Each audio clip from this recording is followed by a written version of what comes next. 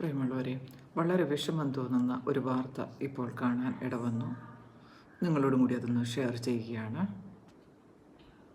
സൗദിയിലെ അൽഖോബാറിൽ ഇന്ത്യൻ യുവതി 3 മക്കളെ ക്രൂരമായി കൊലപ്പെടുത്തി ആത്മഹത്യക്ക് ശ്രമിച്ചു. ഭർത്താവ് ജോലിക്ക് പോയ സമയത്താണ് കൊലപാതകം. കുട്ടികളുടെ കൊലപാതകം ബാറ്റബിൽ വെള്ളം നിറച്ച് ശ്വാസം മുട്ടിച്ചെന്ന് യുവതി പോലീസിന് മൊഴി നൽകി. കുടുംബ പ്രശ്നമാണ് കൊലപാതകത്തിലേക്കും തുടർന്ന് ആത്മഹത്യാ ശ്രമത്തിലേക്കും നയിച്ചതെന്നാണ് കരുതുന്നത്. ഇന്നലെ രാത്രിയാണ് സൗദിയിലെ പ്രവാസി സമൂഹത്തെ ഒന്നടങ്കം നടുക്കിയ ക്രൂര കൊലപാതകം അരങ്ങേറിയത്. അൽഖോബാർ ഷിമാലിയയിലെ താമസ സ്ഥലത്ത് വെച്ചായിരുന്നു യുവതി 3 മക്കളെ കൊലപ്പെടുത്തി ആത്മഹത്യക്ക് ശ്രമിച്ചത്. തെലുങ്കാന ഹൈദരാബാദ് ഗോൽക്കൊണ്ട സ്വദേശിനി സൈദ ഹുമേറ അമ്രീനാണ് കൊലപാതകം നടത്തി ആത്മഹത്യക്ക് ശ്രമിച്ചത്. തന്റെ ഇരട്ടക്കുട്ടികളായ മുഹമ്മദ് സാദിഖ് അഹമ്മദ്, മുഹമ്മദ് ആദിൽ അഹമ്മദ്, മൂന്നാമത്തെ മകനായ മുഹമ്മദ് യൂസുഫ് അഹമ്മദ് എന്നിവരെയാണ് കൊലപ്പെടുത്തിയത്. ബാത്ത് ടബിൽ വെള്ളം നിറച്ച് കുട്ടികളെ ശ്വാസം മുട്ടിച്ച് കൊലപ്പെടുത്തുകയായിരുന്നുവെന്ന് യുവതി പോലീസിൽ മൊഴി നൽകി. ശേഷം ആത്മഹത്യ ചെയ്യാൻ ശ്രമിക്കവേ വഴുതി വീണ് ബോധം നഷ്ടപ്പെട്ടു. ഭർത്താവ് ജോലിക്ക് പോയ സമയത്തായിരുന്നു കുറ്റകൃത്യം. ഭർത്താവ് എത്തി വിളിച്ചപ്പോഴാണ് വിവരം അറിയുന്നത്. 6 മാസം മുമ്പാണ് കുടുംബം സന്ദർശന വിസയിൽ സൗദിയിലെത്തിയത്.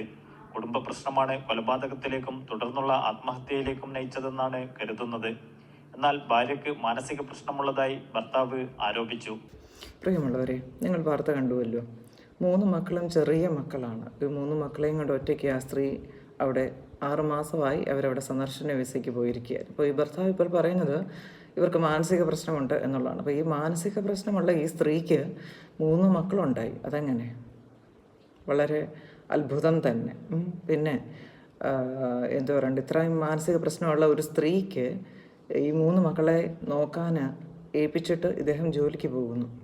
അതും വളരെ വിചിത്രം തന്നെ. ഇപ്പോൾ ഒരു സ്ത്രീ എങ്ങനെ ഈ ഒരു അവസ്ഥയിലെത്തുന്നു? ഞാനിപ്പോൾ ഒരു സ്ത്രീ ആയ കാരണം ഈ സ്ത്രീകളുടെ കാര്യം ഇങ്ങനെ ഘോരം അങ്ങ് വാദിക്കുകയാണ് എന്ന് വിചാരിക്കരുത്. എങ്ങനെ ഇങ്ങനെ ഒരു മാനസികാവസ്ഥയിൽ സ്വന്തം കുഞ്ഞുങ്ങളെ ഇങ്ങനെ ചെയ്യാൻ അവർക്ക് പറ്റി എന്നുള്ളത്, ആ ഒരു അവസ്ഥയിൽ അവരെ എങ്ങനെ എത്തിച്ചേർന്നു, അതിന് പുറകിൽ കഥകളുണ്ട്.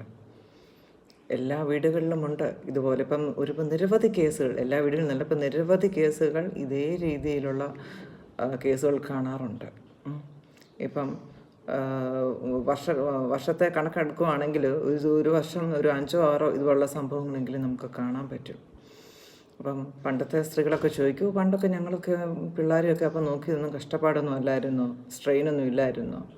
കാലഘട്ടം മാറി. വീടുകളിൽ ഇപ്പം ന്യൂക്ലിയർ ഫാമിലിയാണ്. ഒരുപാട് അംഗങ്ങളൊന്നുമില്ല, ഹെൽപ്പ് ചെയ്യാനോ കാര്യങ്ങളോ ആരുമില്ലാതെ ഒറ്റയ്ക്ക് ജീവിക്കുന്ന ആൾക്കാർ. ആത്മഹത്യയോ കൊലപാതകത്തെ ഞാൻ പ്രോത്സാഹിപ്പിക്കുകയല്ല. ഇതിനൊക്കെ വ്യക്തമായ അന്വേഷണം ഇതിന് പുറകിൽ ഉണ്ടാവേണ്ടതുണ്ട്.